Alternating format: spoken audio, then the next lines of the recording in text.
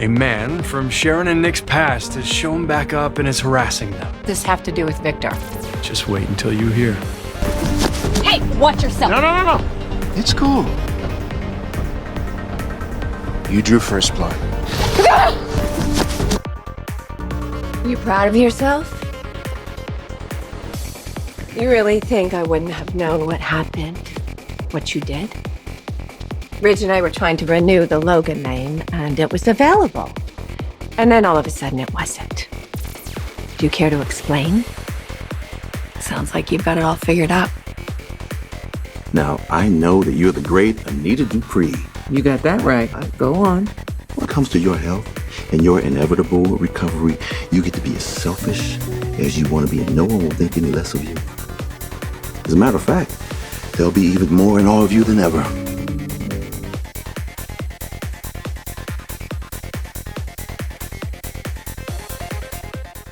Hey, my bold and the beautiful fans, welcome back to the channel. And yeah, grab some popcorn, your favorite drink, because we got some things to talk about. And I'm telling you, you're talking about some gaslighting. And I know one person who's not going to be gaslighting, but the other one, she's even gaslighting herself.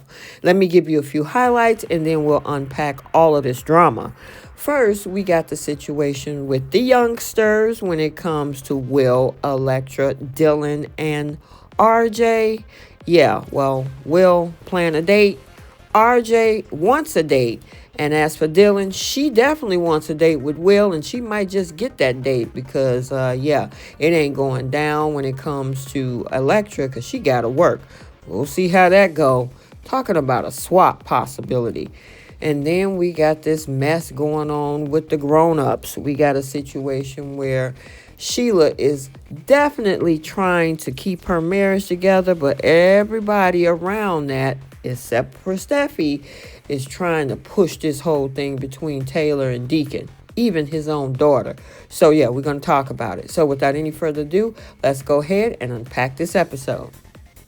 So let's kick things off over at the Forrester showroom. We got Will eavesdropping on RJ and Electra talking about the Luna problem. Luna was also your problem, RJ. I guess you forgot about that. Anyway, he strides in and says, the golden boy is back. And RJ says, well, you know what? It feels like a good time to come back since his parents are back together. And now Will, however, is surprised to hear that they never met before today, even though they're Forresters, if not by blood. And they definitely keep reiterating that part, which obviously leads to the fact that them two are probably going to hook up. Anyway, RJ congratulates Will on having such a sweet, talented girlfriend. Will is like, you know what? I'm the luckiest guy in the world that she chose him. Will goes on and announced that he's part of the Forrester team, like it's a flex, when technically you got a whole kingdom you could be in over at Spencer. That's your legacy. Anyway, he thinks that it would be good for business if they don't act like their dads. And sounds good to RJ, I guess. We'll see about that. Now, Will and Electra make plans for chicken later, and they kiss as RJ fondles with his buttons and watches them from the side. Now, once Will takes off, she takes a call from Ivy and agrees to cancel her plans tonight for work. And I mean, she's telling RJ, oh, I gotta work late to help out Aunt Ivy. And he guesses, hey, you ain't getting no chicken tonight, huh? Now we swing over to Will as he's grilling and Dylan walks by to do her laundry. Electra calls him to tell him that she gotta work late. She can't make it for dinner. And she tells him how worried she is about how her family feels about them being together. And he wishes that she was with them, but he understands. He agrees to save her some chicken.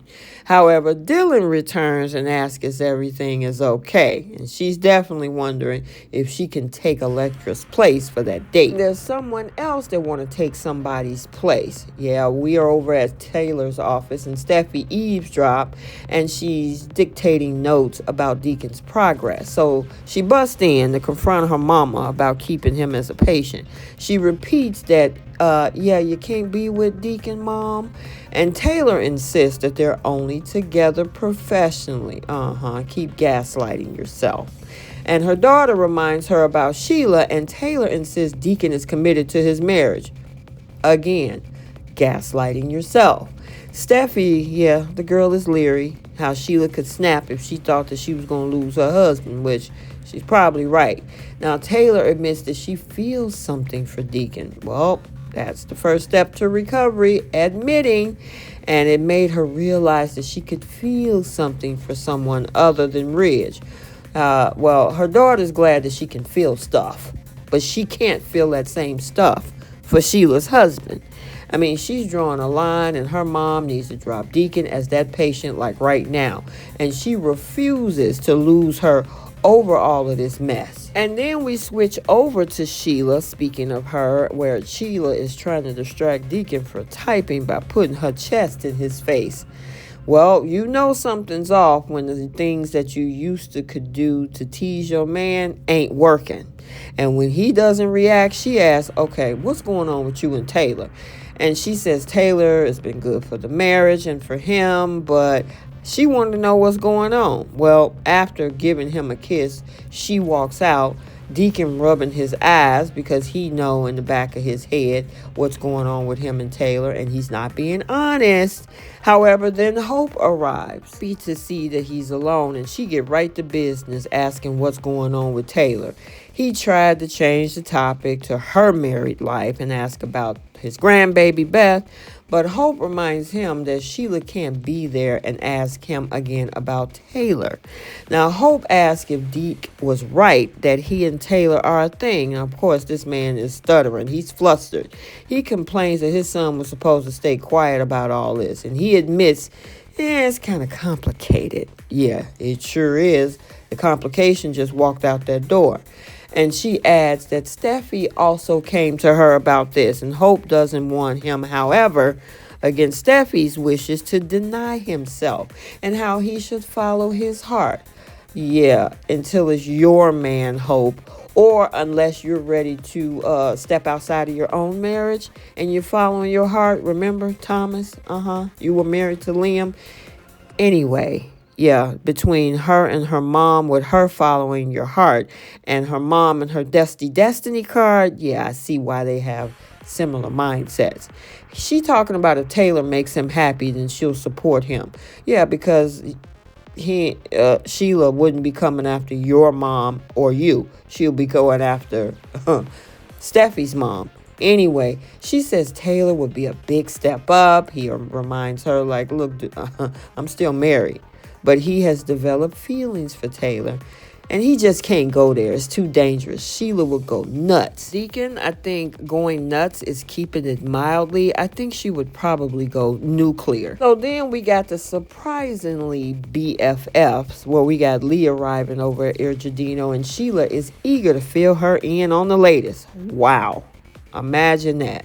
Now, Sheila tells her on how unsupportive Hope and Deacon being, and Lee reminds her that, look, it's just going to take a little time for them to come around. I don't think that's going to happen, girl. However, Sheila decides to stay optimistic about all of this, but Sheila, did you pay attention to the fact that when you said, I love you when you walked out the door, Deacon did not say it back?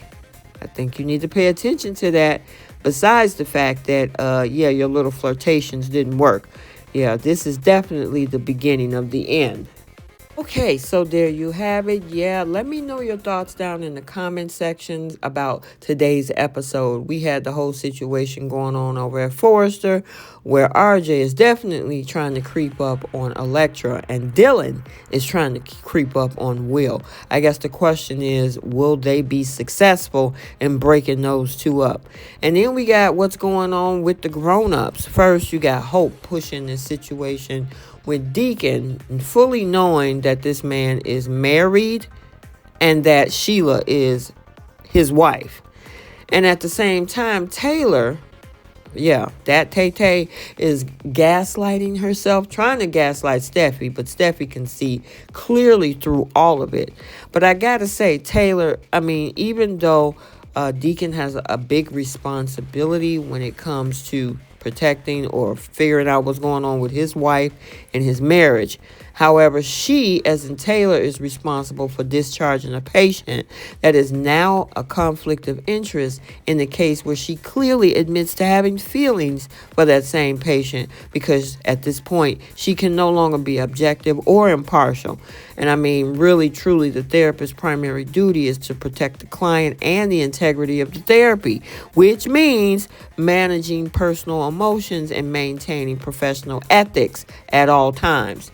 And protecting her client in this case would not create, or her not to create or facilitate, a situation that would cause chaos. And that would definitely be chaos with Sheila.